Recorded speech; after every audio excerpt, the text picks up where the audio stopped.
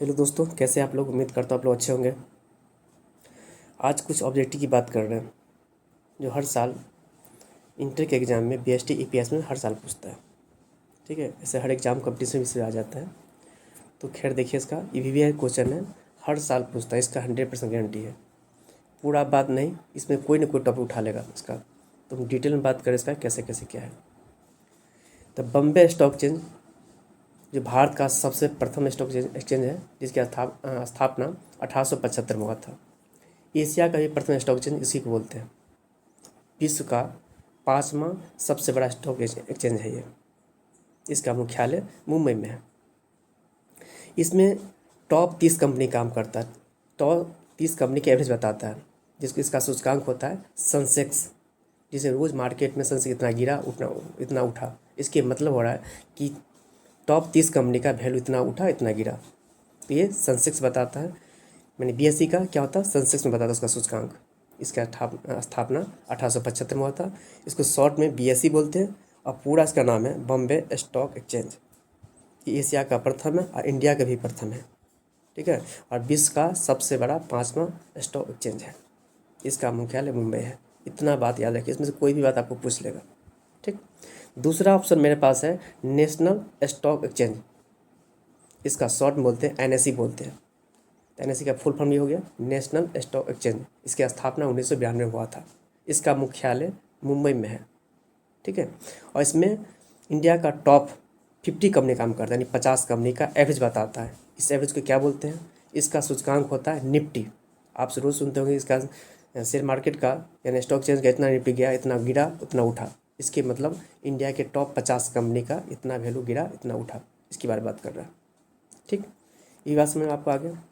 तीसरा नंबर है over the counter exchange board of India बोल सकते हैं, ऑफ इंडिया बोल सकते हैं, जिसका शॉर्ट नाम है OTCEI। नवंबर में 1992 में स्थापना हुआ था।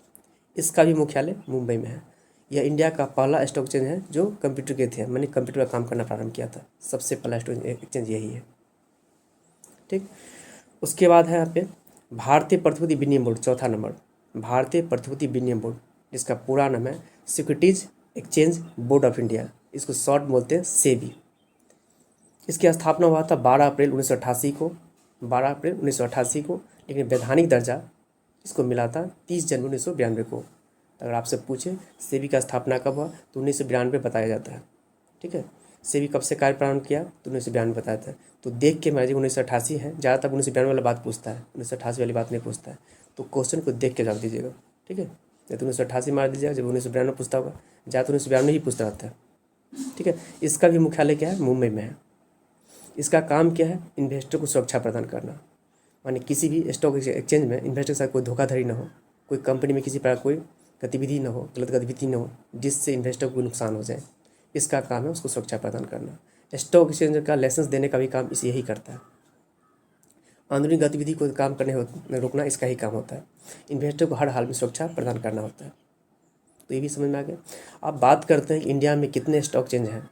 प्रेजेंट में 23 स्टॉक एक्सचेंज है, पहले 24 हुआ करता था। अगर क्वेश्चन पूछे 2004 के अनुसार, ऐसा क्वेश्चन आता है 2004 के अनुसार कितने स्टॉक एक्सचेंज हैं तो बोलेंगे 24। सोचे पूछे भारत में कितने स्टॉक एक्सचेंज है तो आप 23 बोलोगे। तो समझ में आ गया, इंडिया में भी 23 है, पहले 24 हुआ करता था तब 23 बोले। सोचे पूछे स्टॉक एक्सचेंज कितने तो 23 मारना है। 2004 बोले तो 24 लगाना है। इसका मुख्यालय मुंबई है। इसका काम क्या है, इन्वेस्टर को सुरक्षा प्रदान करना। ठीक, उसके बाद 5वां नंबर है जीएसटी लागू हुआ था 1 जुलाई 2017 को, मोदी सरकार के समय लागू हुआ था।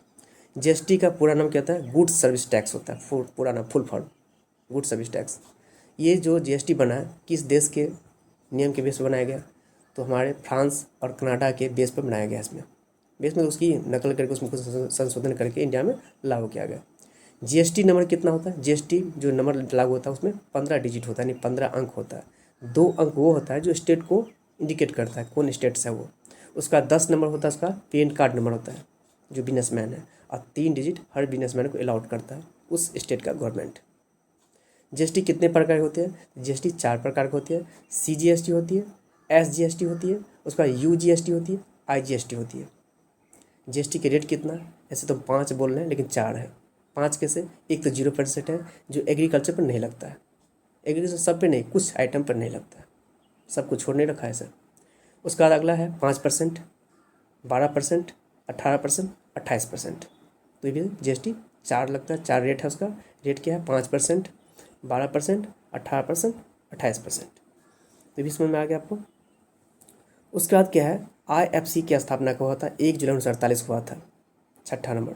7वां में क्या, IDBI बैंक की स्थापना कब हुआ था, तो 1 जुलाई 1964 को। उसका 8वां नंबर है, एक्जिम बैंक की स्थापना कब हुआ था, तो 1 जनवरी 1982 को।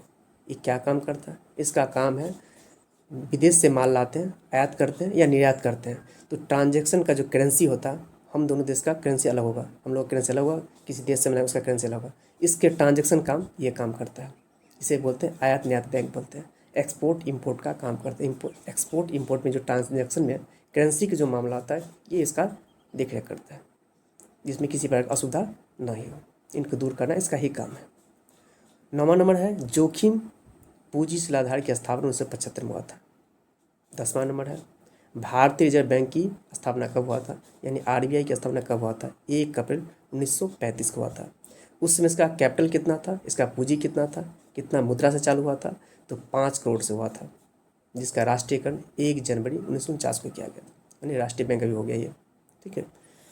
उसके बाद चलते हैं 11 नंबर में, उपभोक्ता संरक्षण अधिनियम। उपभोक्ता संरक्षण अधिनियम अमेरिका में सबसे पहले द्वितीय राष्ट्रपति के द्वारा वहाँ पर मांग किया गया था, वहाँ पर फिर कानून बना। फिर हमारे इंडिया में भी 1986 में इसकी बात उठा।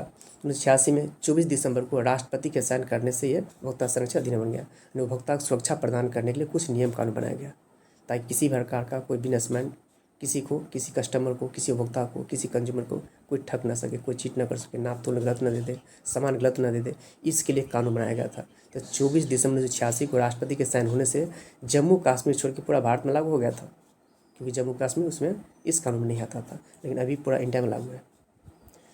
तो भारतीय या राष्ट्रीय उपभोक्ता दिवस पूछे तो 24 दिसंबर बोलेंगे, लेकिन अंतर्राष्ट्रीय बोले तो अंतर्राष्ट्रीय क्या होता है, 15 मार्च को बोलते हैं, यानी विश्व स्तर पर बोले तो बोलेंगे 15 मार्च। इसमें 6 अधिकार भी दिया गया। इसका 6 अधिकार है, माने उपभोक्ता को, यानी कंज्यूमर को, हम आप जो है कंज्यूमर है, उसको 6 अधिकार दिया है। कौन कौन अधिकार है, जो अपने अधिकार का यानी राइट का यूज कर सकते हैं। तो पहला है सूचना का अधिकार, सुरक्षा का अधिकार, पहला सुरक्षा का अधिकार, दूसरा सूचना प्राप्त करने का अधिकार, तीसरा चयन या पसंद करने का अधिकार, और चौथा है सुने जाने का अधिकार, मैंने मेरा बात कोई सुने, कोई मेरे जैसा दुकानदार कोई गलत करता है तो हम कहाँ पर जाए, कोई तो मेरा सुनवाई हो कहीं पे, तो वो भी होगा। उपचार का अधिकार, फिर उसका निदान भी होना चाहिए, उपचार का अधिकार।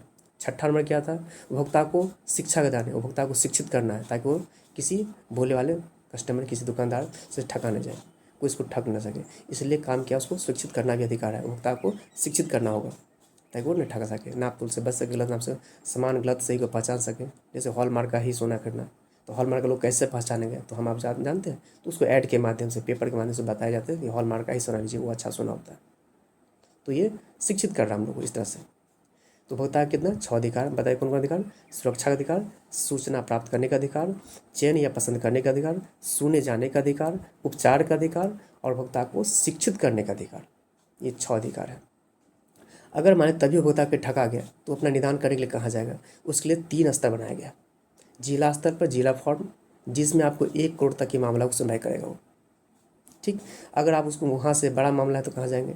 उसका दूसरा है राज्य स्तर पर राजयोग, राज्य स्तर पर राजयोग, जिसमें 10 करोड़ तक के मामला को निपटारा करेगा, 10 करोड़ तक के मामला को सुनवाई करेगा वहाँ पर। उसके बाद अगर 10 करोड़ से बड़ा हो तो राष्ट्र स्तर पर राष्ट्र आयोग काम करता है, उपभोक्ता को 10 करोड़ से ऊपर का मामला है तो वो आपको सुनवाई करेगा। तो ये भी समझे कितने स्तर पर सुनवाई होता है, 3 स्तर पर, जिला स्तर पर जिला फॉर्म, राज्य स्तर पर राजयोग, राष्ट्र स्तर पर राष्ट्रीय योग, ये 3 है आपका। तो ये समझ में आपको आ गया। तो चलिए आगे बात करते हैं। नई आर्थिक नीति 1991 में आया था। इसमें 3 नीति आया था, निजीकरण, वैश्वीकरण, उदारीकरण। तो निजीकरण, वैश्वीकरण, उदारीकरण क्या होता है, इसको हम डिटेल में बैच में बात किए थे, ठीक है।